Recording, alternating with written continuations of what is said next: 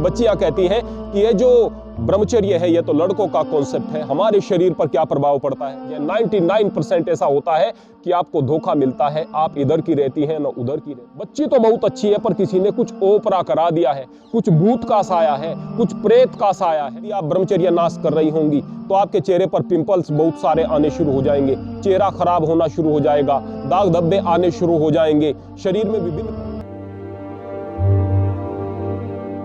आज का ब्रह्मचर्य का मार्गदर्शन हमारी उन प्यारी बेटियों के लिए है जिनको ऐसा लगता है कि ब्रह्मचर्य तो केवल लड़कों का कॉन्सेप्ट है। हालांकि हम पहले भी इस विषय पर मार्गदर्शन लेकर के आए हैं, लेकिन फिर भी बहुत सारी बातें शेष रह जाती हैं। आज की तारीख में टीवी में यदि विज्ञापन किसी भी चीज का है, लड़कों की शेविंग क्रीम का विज्ञापन है, वहां पर भी लड़कियां अर्धनग्न कपड़े पहन करके दिखाई दे रही हैं। गाड़ी का अगर विज्ञापन आता है तो अर्धनग्न लड़कियां वहां दिखाई दे रही हैं। अगर हम फिल्मों में देखते हैं तो फिल्मों में लड़कियों को एक राजकुमार दिखाई देता है जो उनके लिए जमाने से टकरा रहा होता है और उन्हें सितारों की सैर करा रहा होता है। इन सारी चीजों के अतिरिक्त वेब सीरीज ने तो हालत ही खराब करके रख दी है।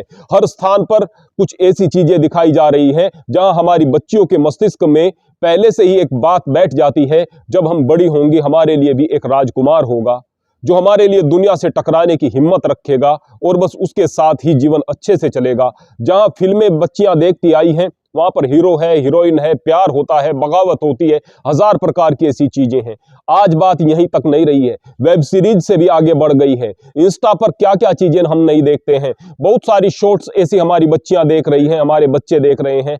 बहुत सारी ऐसी चीजें यूट्यूब पर भी दिखाई दे रही हैं। इंस्टाग्राम पर जिस तरह से कपड़े छोटे छोटे से पहन करके लड़कियां फेमस हुई जा रही हैं, हमारी दूसरी बच्चियां भी उसी तरफ आगे बढ़ना चाहती हैं। मेकअप करेंगी, बहुत सारे फोटोज डालेंगी, बहुत सारे फिल्टर लगाएंगी, कुछ लाइक्स मिल जाएंगे और बस इसी एक भ्रम की दुनिया को वास्तविकता समझ करके रह जाती हैं।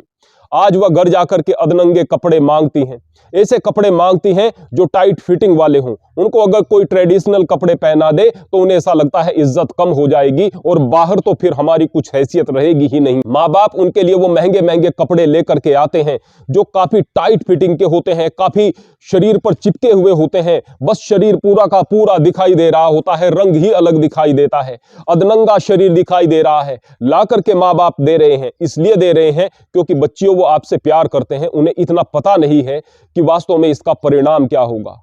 उनके पास में जीवन का तजुर्बा नहीं है या वह भविष्य को नहीं देख पा रहे, लेकिन आपसे प्यार तो बहुत करते हैं, तभी जाकर के आपकी सारी की सारी ख्वाहिशों को पूरा करने का प्रयास कर रहे हैं।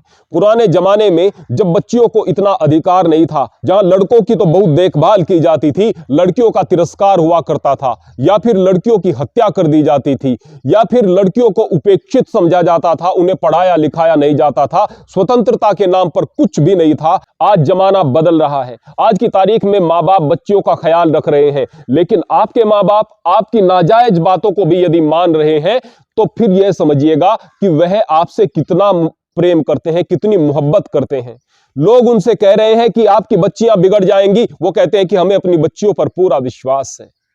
लोग कहते हैं कि तुम्हें पछताना पड़ेगा, वो कहते हैं कि हम देख लेंगे, आप सही निकलेंगे या फिर हम सही निकलेंगे। कुछ समय बीतता है, आप उन्हीं रास्तों पर चल निकलती हैं जो आपको बर्बादी की तरफ लेकर के जाता है। आपके माँ बाप का सर नीचा नहीं होगा क्या? जिन लोगों से वो कहते थे कि वक्त बताएगा कि हमारी बच्चियां कामयाब होंगी, हमारा सर ऊंचा करेंगी, आज उनका सर आपकी वजह से झुक नहीं गया क्या? वो माँ बाप जो लड़कों में और लड़कियों में कुछ फर्क नहीं समझ रहे थे, जो अपने बेटों से पहले आपको प्राथमिकता दे रहे थे, आज उनका सर नीचे नहीं झुक गया क्या? क्या आज वह लोगों को यह नहीं कहेंगे कि भाई बच्चियों पर इतना विश्वास मत करो?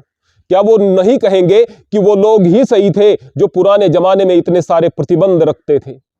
आपने क्या क्या कर दिया? आपने माँ बाप का दिल तोड़ दिया, आपने उनकी इज्जत खराब कर दी और आपने आगे आने वाली बच्चियों के, जो कि बच्चियां वास्तव में जीवन में कुछ करना चाहती थी, उनके जीवन में बाधाएं खड़ी कर दी हैं। अब लोग बाग विश्वास करना बंद करेंगे और फिर से वही राग आलापना शुरू कर देंगे कि पहले वाला जमाना ही ठीक था। प्यारी बच्चियों, वो पहले वाला जमाना भी ठीक नहीं था और ये आज वाला जमाना भी ठीक नहीं है। आप इस जमाने को बेहतर बना सकती हैं इस चीज के लिए कि हम इंतजार कर रही थी कि हमें स्वतंत्रता मिले, हमें अधिकार मिले, तो हम कुछ करके दिखाएं और आप वास्तव में कुछ करके दिखाओ, वास्तव में कुछ करके दिखाओ। कुछ बच्चियां कहती हैं कि ये जो ब्रह्मचर्य है यह तो लड़कों का कॉन्सेप्ट है, हमारे शरीर पर क्या प्रभाव पड़ता है मेरी प्यारी बच्चियों? केवल आपके शरीर पर प्रभाव नहीं पड़ता है, आपका तो पूरा वजूद समाप्त हो जाता है। शरीर पर भी पड़ता है लेकिन पूरा का पूरा वजूद समाप्त हो जाता है। हकीकत की बात है। आज आप इन गलत चीजों को देख करके, इन गंदी चीजों को देख करके जिन सपनों में खो रही हो और जिन राहों पर आप चल रही हो, वहां पर आपका शोषण करने वाले लोग कदम कदम पर आपको खड़े हुए मिलेंगे। आज आप कम उम्र में जिनको अपना राजकुमार सोच करके जिनके पीछे चल रही हो, कल हो सकता है, ज्यादातर चांसेज है, 99% ऐसा होता है कि आपको धोखा मिलता है। आप इधर की रहती हैं ना उधर की रहती हैं। अगर ऐसा भी नहीं हुआ तो आपका शरीर तो खराब होता ही है। मस्तिष्क में हजार प्रकार की वासनाएं उठती हैं, हजार प्रकार की चीजें उठती हैं। उन मोबाइल में चीजों को देख देख करके या फिर उन लड़कों के साथ बात करके, चैट करके, जिनसे आप चैट कर रही हैं, हजार प्रकार की ऐसी चीजें उठती हैं जो कि पूरी नहीं हो पाती और फिर शरीर में विपरीत परिणाम होते हैं, परिवर्तन होते हैं। आपके मस्तिष्क में अनेक प्रकार के रोग होते हैं, जैसे हिस्टीरिया होता है। माँ बाप को लगता है बच्ची तो हमारी बहुत अच्छी थी, उम्र तो अभी इसकी 13 साल है, 14 साल है, 15 साल है, 16 साल है, बच्ची तो बहुत अच्छी है, पर किसी ने कुछ ओपरा करा दिया है, कुछ भूत का साया है, कुछ प्रेत का साया है। फिर वे किसी मौलवी के पास आपको लेकर के जाते हैं, किसी साधु के पास, किसी महंत के पास, किसी बाबा के पास, किसी पंडित के पास लेकर के जाते हैं। वे आपको तावीज देंगे, आपको दवाइयां देंगे, आपका इलाज करेंगे। तो कुछ तो पैसों के लालच में ऐसा कर रहे होते हैं, कुछ आपको छूने की कोशिश करेंगे, कुछ आपको झाड़ फूंक के नाम पर इस प्रकार से अपनी अतृप्त इच्छाओं का पालन कर रहे होंगे, जो कि वास्तव में बहुत घृणित है। और आपके माँ बाप बेचारे इस आशा में उनके पास में बार बार जाते रहेंगे कि हमारी बच्चियां ठीक हो जाएंगी। कई बार उन्हें ऐसा लगता है कि तावीज से ठीक हो गई, क्योंकि वक्ती तौर पर टेम्परेरीली इत्तफाकन यदि ऐसा हो जाता है कि आपके मन में भी आ जाता है कि वास्तव में मुझे कुछ तकलीफ है, इस तावीज से मुझे आराम होगा, आपने मन में स्वीकार कर लिया, थोड़ा सा आराम हो गया, अब अंधविश्वास की राह पर और आगे निकल पड़ते हैं। ऐसे में शोषण किसका हुआ? आपका। भविष्य किसका खराब हुआ? आपका।